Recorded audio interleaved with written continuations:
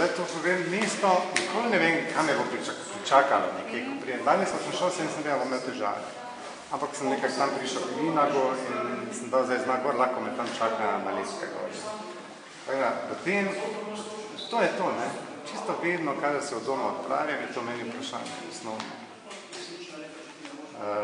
In taka karta, če bom enkrat jo dobiš, jo boš imel v avto, boš lahko vedno pogledal, kje bom tukaj lahko najbližje parkiral do tistega objekta, kamor sem namenjen. S tem je to pomembno. Ni treba razlagati, ali bom pa šel na računalnik, predno bom šel v mesto, pa bom pogledal. Eno karto lahko vzamem, ali imaš vse zadeljene? Gospod župan, je Maribor invalidom prijazno mesto?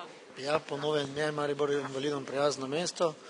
Danes ste se lahko tudi osebno prepričali, da smo v letu dni marsikatero oviro, tektonsko oviro, ki so ovirali dostop invalidskih vozičkov, tudi v mesto odpravili in izdali karto, ki je dostopna in bo dostopna tako na internetu, kot tudi na prodajnih mestih, da bodo lahko tisti invalidi, domači ali tuji, ki prihajajo v mesto, lahko videli, kje lahko premagujejo ali kje imajo dostope do nekaterih turističnih točk v samem mestu in do drugih ustanov. Kaj pa sami Mariborčani? Se vam zdi, da smo strpni oziroma da se obnašamo do invalidov tako, kot bi se morali, recimo na parkirnih prostorih in podobno?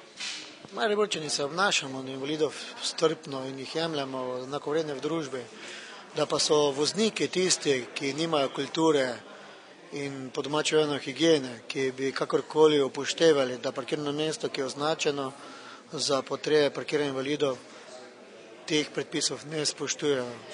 In tu pričakujem malo več kulture ali pa higiene od voznikov. In to ne moremo enotiti z pogledom Mariborčanov. Mi imamo in naša pozornost do njih je velika.